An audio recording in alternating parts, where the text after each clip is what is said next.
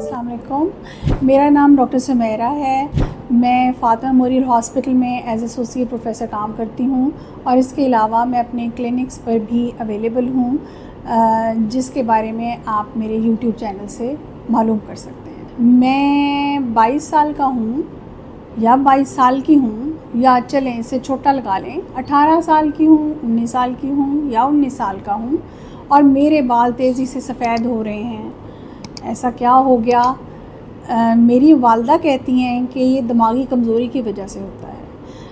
असल में नज़ला और केरा गिरता रहता है। मुझे एलर्जी की बहुत शिकायत है। यही वजह है कि मेरे बाल जल्दी जल्दी सफ़ेद हो रहे हैं। मुझे कोई ऐसी दवाई दे दीजिए या ऐसा कुछ भी करें जिससे मैं प्रेजेंटेबल लगूं। इससे मेरी क़ुव्वत-ए-एतमादी और व्हाटएवर कॉन्फिडेंस में शदीद कमी वाक़ई होती है। बात है premature greying of hair की, जिसको हम अंग्रेज़ी में अपनी ज़बान में कैनेशीज़ का नाम देते हैं। Basically it may be like less than 20 years या less than 25 years of age के आपके बाल सफ़ेद होना शुरू हो जाएं। इसको हम premature greying of hair कहते हैं। ये फ़ी ज़माना आजकल में ये कॉमन प्रॉब्लम बन गया है, बल्कि ज़्यादा कॉमन हो गया है, और आहिस्ता आहिस्ता देखते हैं कि बहुत सारी तब्दीलियों के साथ ये प्रॉब्लम भी मोर कॉमन होता चला जा रहा है। और प्रॉबेबली स्टूडेंट्स या लोग कुछ बुली भी होते हैं, कुछ लोग उनके नाम रखते हैं, कुछ उनको ख़ास तरह से बुलाते हैं, और जो बच्चे हैं वो सब लैक ऑफ कॉन्फिडेंस का शिकार होते हैं। थोड़ा सी बात करें हम इसकी कॉजेज़ के बारे में।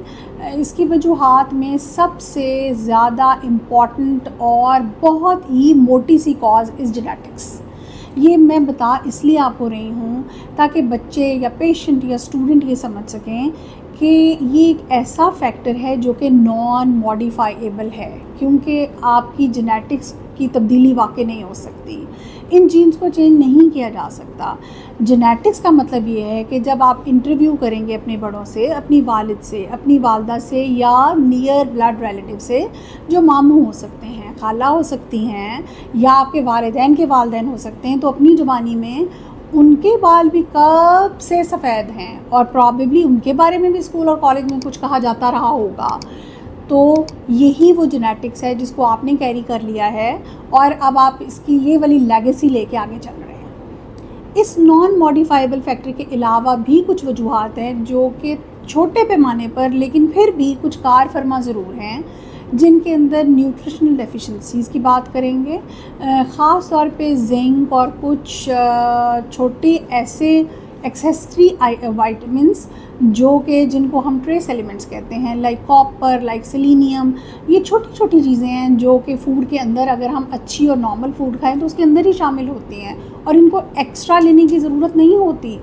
बायोटिन भी इन्हीं में ही आता है, और इन सारों की कमी से ऐसा हो सकता है, या आजकल के लाइफस्टाइल से, जिसमें हम कम चलना पसंद करते हैं और ज़्यादा खाना पसंद करते हैं, और ज़्यादा खाने के साथ साथ बाहर का खाना पसंद करते हैं। हम जंक फूड को पसंद करते हैं, और उन देसी खुराकों को और उन हमारी नेटिव फूड्स को थोड़ा सा भुला कर बैठे हैं जो हमारे वालिदैन खाया करते थे। इन कॉजेज़ के अलावा ये मिथ्स हैं, नज़ले का गिरना, केरे का गिरना, दिमागी असाबी कमज़ोरी का होना, बेसिकली ये गलत फहमियाँ हैं जिनको हम आगे से आगे लेके चल रहे हैं। इन्हीं मिथ्स में शामिल है इसका इलाज, क्योंकि अब हम इलाज की बात करेंगे कि जेनेटिक फैक्टर तो है, लेकिन इसका सोल्यूशन क्या हो सकता है या नहीं हो सकता। देखें, एक जो मॉडिफाइबल फैक्टर्स हैं, हमें उस सब को इम्प्रूव करना है, हमें अपनी फ़ूड को बेहतर करना है, हमें अपने डॉक्टर के मशवरे से कुछ ऐसे मल्टीविटामिन्स यूज़ करने हैं जिनके और भी अलामात हैं उनकी कमी की। फॉर एग्ज़ाम्पल, अगर पेशेंट में आयरन कम है तो सिर्फ बालों की प्रीमेच्योर वाइटनिंग नहीं होगी, पेशेंट फटीग्ड होगा, पेशेंट पेल होगा, पेशेंट को एक्स एंड पेन्स हो रही होंगी, और टेस्ट करने के ऊपर आयरन में कमी होगी, तो हमने उसको रिप्लेस करना है। इसके अलावा जितनी मैं पहले बात कर चुकी, हमने उन न्यूट्रिशनल डेफिशिएंसीज़ को या खाने के ज़रिए या फिर अगर दवाई की ज़रूरत है तो उसके ज़रिए कम करना है। इस सिलसिले का मिथ ये है कि तेल की मसाज की जाए जिससे बाल शायद बेहतर हो जाएं? The answer is no. तेल के मसाज से बालों में दोबारा काला होने की कोई कैपेबिलिटी नहीं हो सकती। हाँ, इससे क्या हो सकता है, कैमोफ्लैज हो सकते हैं। मसलन आप तेल के अंदर कुछ काला इंग्रेडिएंट मिला लें, जो कि हमारे देसी तरीक़ों का आंवले, रीठे और इस तरह की चीज़ें हुआ करती थी, उनमें कोई मसला नहीं है, वो आप मिक्स करें या वैसे लगाएं। लेकिन this is basically a camouflage, this is a hair dye. उससे बाल सफ़ेद होने से नहीं रुकेंगे, लेकिन आपको दिखेंगे क्योंकि आपने उस पर डाई किया होगा। ये डाई नेचुरल हो सकता है, और उसके अलावा जो हेयर डाइज़ के यूज़ हैं वो आप कर सकते हैं। हेयर डाई का यूज़ मेडिकल टर्मिनोलॉजी में बेसिकली बहुत पसंदीदा नहीं है, क्योंकि हेयर डाई के अंदर ख़ुद रंग को काटने की, कलर को डी कलर करने की कैपेसिटी है। वो पहले हेयर को का असल रंग को कट करते हैं और उसके बाद डाई का वो कलर आता है जो आपको शेड कार्ड में दिखाया जाता है।